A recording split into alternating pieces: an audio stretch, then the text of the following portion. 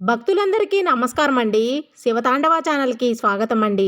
ఆ శివయ్య ఆశీస్సులు, ఆ తల్లి ఆశీస్సులు ప్రతి ఒక్కరిపై ఉండాలని నేను కోరుకుంటున్నాను ఫ్రెండ్స్. ఈరోజు మన దుర్గమ్మ మన కోసం ఒక సందేశాన్నైతే అందిస్తున్నారండి. ఆ సందేశం ఏమిటంటే, ఈ వీడియో మీరు ఫస్ట్ టైం చూస్తుంటే ప్లీజ్ లైక్ చేయండి, షేర్ చేయండి, సబ్స్క్రైబ్ చేయండి ఫ్రెండ్స్.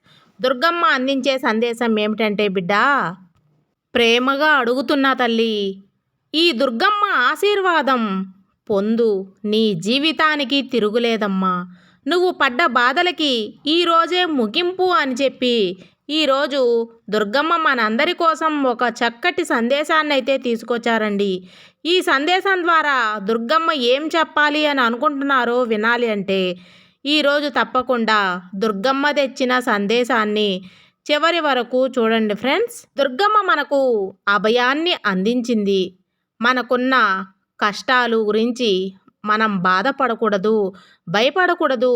మరి దుర్గమ్మ అందిస్తున్న సందేశం ఏమిటో విందామా? నీ కష్టాలు తీర్చడానికి దుర్గమ్మ మన ముందుకైతే వచ్చింది.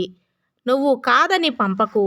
ఎందుకంటే నువ్వు నా ప్రియాతి ప్రియమైన బిడ్డవి తల్లి. అందుకే నీ కోసం ఎన్నో మైళ్ళ దూరం నుండి వచ్చాను తల్లి. ఎంతో ఆయాసంతో వచ్చాను.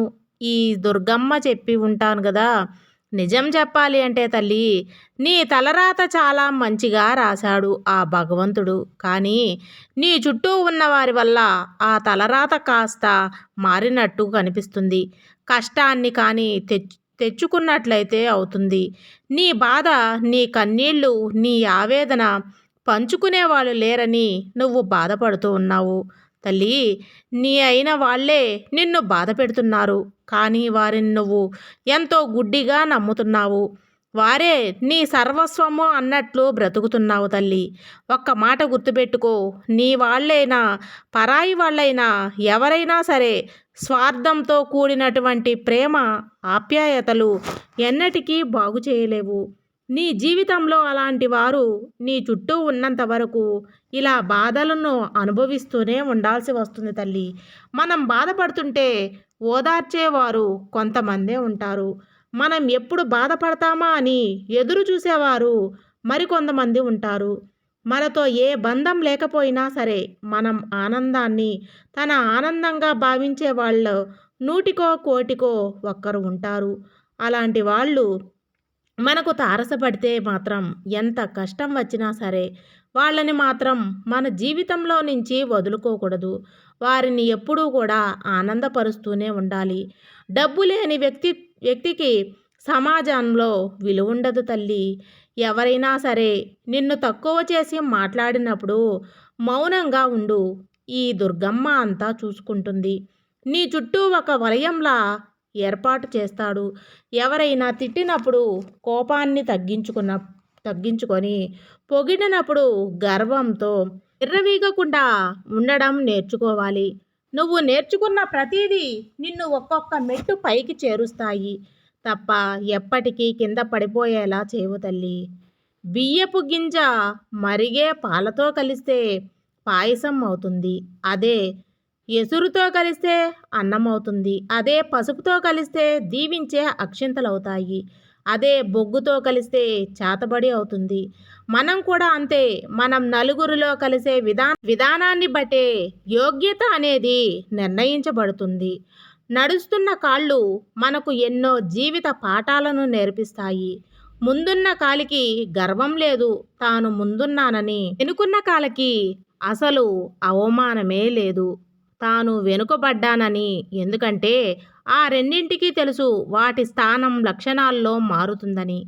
మన జీవితం కూడా అంతే. మనకన్నా ముందు ఉన్న వాళ్ళను చూసి ఈర్ష్యపడటం, మనకన్నా వెనుక ఉన్న వారిని చూసి గర్వపడటం రెండూ ప్రమాదమే అవుతాయి తల్లి. ఎందుకంటే అవి ఏ క్షణమైనా సరే మారిపోవచ్చు. కాలం కదా. కాలం ఎప్పుడూ ఎవరికీ ఒకేలా ఉండిపోదు. అందరికీ ఒక సమయం అంటూ వస్తుంది. భగవంతుడు అది నిర్ణయించే ఉంటాడు. ఈరోజు నువ్వు కష్టంలో ఉన్నావని, భగవంతుడు నిన్ను ఆదుకోవడం లేదని మాత్రమే ఆలోచిస్తున్నావు తల్లి.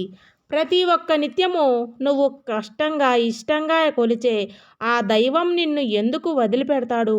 ప్రతిరోజు నువ్వు నా నామం పలకనిదే నువ్వు ఆ రోజుని ఎందుకు మొదలుపెట్టావు? అలాంటప్పుడు ఆ భగవంతుడు నిన్ను ఒక కంట కనిపెట్టుకునే ఉంటాడు.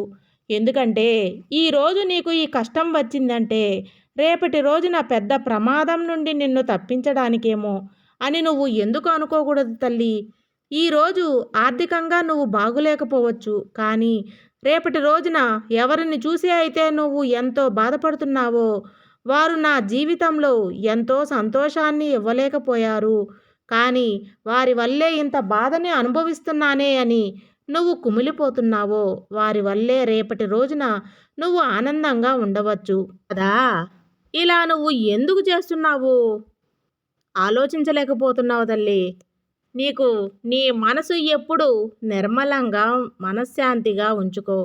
అప్పుడు నువ్వు కూడా ఆరోగ్యంగా, సంతోషంగా 100 ఏళ్ళు వర్ధిల్లుతావు తల్లి. ఈ దుర్గమ్మ సదా తోడుగా ఉంటాడు. నువ్వు నిత్యం కొలిచే దైవాన్ని ఎప్పుడూ నామస్మరణం చేస్తూ ఉండు.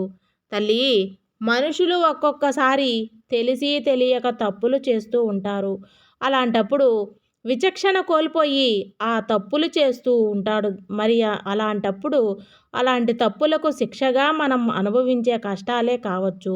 ఆ తప్పులను ఏ విధంగా మనం సరిదిద్దుకోవాలి, భగవంతుడు కూడా దానికి ఒక దారి చూపిస్తాడు. కానీ ఇప్పుడు ప్రతి సంవత్సరంలో పితృపక్షాలు వస్తున్నాయి. ఇవి ప్రతి మానవుడు పితృదేవతల యొక్క ఆశీర్వాదం పొందడానికి వచ్చే అవకాశం. ఈ అవకాశాన్ని ప్రతి మానవుడు వినియోగించుకోవాలి. కాబట్టి ఈ పితృపక్షాలు రేపటికి ముగుస్తున్నాయి.